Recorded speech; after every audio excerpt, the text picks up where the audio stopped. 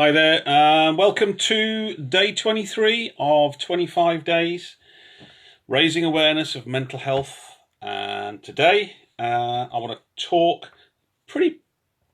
pull some things together. It's not going to be too long, hopefully. Quick one today, but just a few questions and then sort of pull some bits and pieces that we've already discussed together and sort of put them into context. So way back we discussed about making goals and goal strategy. We've talked about who we are. We've talked about who we believe we are. We've talked about our story, etc. And we've talked about growth and sort of growing and all that sort of stuff. So today I want to sort of ask you where you are. And I don't mean sat down watching me or sat on your settee or watching telly, etc. I'm asking you where you are on your path, where you are on your journey, where you are in relation to where you want to be. And a few questions for you, and these are for you to sort of mull over. Or if you've already asked yourself those questions, you can put your answers down here, or you can put your answers down in the future, or it doesn't really matter whether you answer or not. But question one. If you had everything that you wanted, yeah, all your bills are paid, your mortgage is paid, there's food in the cupboard, there's money sat there in your pocket, you don't have to worry about that, it's all there. What would you do? What would you do with your life? What things would you do on a day-to-day basis? So that's the first question, okay? So you've got everything you needed. You've got everything in life sorted. What are you going to do with your life? What are you going to do? What are you doing on a daily basis? Second question. What did you want to be when you were little? When you were growing up, when you were a kid, what did you want to be? Okay, and very much you ask a youngster, younger ones particularly, what do you want to be? They want to be an astronaut or a doctor or a cowboy, or they know. They don't go, I'll be a doctor, providing I get the right grades or I meet the right person and I've got my mortgage paid and I've got enough money left after I've bought my Nike trainers. No, they are very clear about what they're going to do with their life. They're very clear. Bang, done. Do that. Okay, cool. So first question. If you had everything sorted, all your bills paid, etc., what would you be? What would you do? What would your life look like on a daily basis? Who would you be with? Where would you be, etc.? Secondly, when you were growing up, when you were a kid, what did you say that you were going to be? And that thing is really quite a deep thing. So what happened in between you saying that you were going to be something as a kid and where you are now, looking at if everything was paid for, what you would do and what you would be? What's the intervening stuff? What's happened? Well, we've grown up, as in physically grown up, mentally grown up, maybe. Well, we've already discussed that sometimes we are programmed at a very early age with about 80% of our beliefs and values. And if you take that as a scientific fact, which it is, you know, give or take a day here or there or a few whatever, but the science says that, you know, 80% of all of that stuff that we rely on in our brains is taught to us in those first 7 years, and we just soak it up because we have no filters, we have no terms of reference, so you just go, okay. You can understand why some people behave like they do, because they're going off programming that were given when they were a 7-year-old or younger. So, you know, give them a bit of slack. The intervening stuff is the stuff that then we've stacked on top. And I say on top in a metaphorical stack of stuff.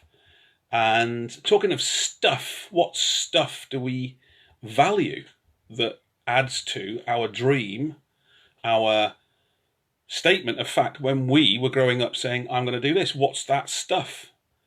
Have we added to that stack? Have we added to that dream? Is it sitting underneath the dream, bringing the dream up to reality? Or is it sat on top, building a stack of stuff that filters what you said you were going to do from where you are?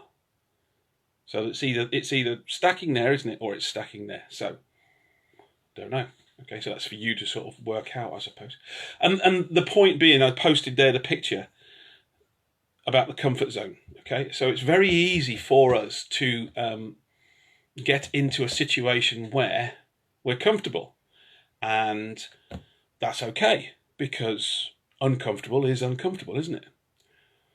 But what happens is we start to fit into the picture of what other people expect us to be because of our responsibilities, the people around us, our family, friends, relationships, children, partners, parents, peers, work colleagues, next door neighbours, etc. Because if they knew how weird we really were, if they knew the real you underneath all of these filters, that wanted to be a cowboy or wanted to be an astronaut, then they probably wouldn't like you, would they?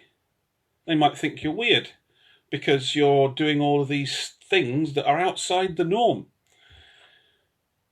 Well, sorry to break it to you, but in reality, most people think that I'm weird anyway. Okay? That's okay. That's them to accept that. But what we do is we buy into people's opinions of us, and we're scared, we're so fearful of stepping outside that comfort zone that's given to us by the people around us, that comfort zone that makes us feel that we're part of the group, that we're safe, that we're not going to stick out. Well, that comes from the fact that if we weren't part of the group when we were sort of out there fighting wildebeests and dinosaurs and all that sort of stuff, we'd get eaten, wouldn't we? We work in the group. Just checking outside there to see if there's any wildebeests and dinosaurs that are going to eat me. No, there isn't. No wildebeests and dinosaurs are going to get us. So it's okay to not fit into that little group, that little circle. It's okay to be weird. It's okay to stick out, not to fit in. Okay? Because we didn't fit in when we were a kid, but now we do. We've refined our expectations of ourselves. We've chipped off the bits that might provoke a little bit of response from other people. We've dumbed down our presentation of ourselves to other people. And in particular, we've discussed this before, when somebody says, you know, how you doing? Okay, I suppose. Yeah. Mustn't grumble. Yeah. Not too bad. Yeah. We dumb everything down. We don't turn around and say, I am having a fantastic time, because that's weird.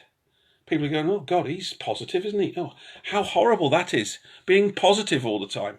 You must be horrendous. Yes, any better I'd be twins. Thank you for asking. And how are you on this fantastic day? That's weird, isn't it? But we dumb ourselves down all the time. We dumb life down. We sit in our comfort zone. We tickle along quite nicely, yeah, doing our 9 to 5s or whatever else we didn't promise ourselves we were going to do when we were growing up. We didn't have our vision that we were going to be sitting in an office or doing whatever. We were doing all sorts of energetic, fantastic stuff. We were all out there being cowboys and astronauts and running around, yeah, enjoying life. And yes, in reality, we can't all be cowboys and astronauts, but we can be so much more than we are now if we just accept that we've got to do a little bit more than just sit in our comfort zone. We've got to do a little bit more and stick our head over the parapet. We've got a little bit more. We've got to do more for ourselves. We've got to invest energy into ourselves, that we become the best that we can be on any particular day at any particular time. Yeah, so we're doing the best for ourselves. We've got a plan. Okay, we're not selling ourselves short anymore. We're going to do the best that we can on every single day. It might only be 5 or 10 minutes of reading that we do, but that starts to build. Okay, because we've decided that we're going to commit that time because we're worth it. And we're going to do that so that in 6 months' time, we've got a lot more knowledge about a certain subject. So then we can say, right, so in 6 months' time, I'm going to be then stepping forward into doing something else, etc. We've got a plan, but that takes effort. That takes a challenge sometimes. So when somebody turns around and says, oh, what book are you reading? Oh, I'm reading this book by Derren Brown called Happy. Oh, not happy then, are you? Want to have all the magic of being Derren Brown and being happy? Sounds a bit weird to me. Oh, does it? Oh, well, perhaps I won't read it then. And that's what we do all the time. The people around us, because we love them, etc., we value their opinion of us rather than valuing our own opinion. And that's okay. That's okay. Because we've done that all through our life, haven't we? Remember when we were saying about our upbringing? Yeah, we valued the opinion of the people around us that were giving us the value of their beliefs and values that they passed on to us.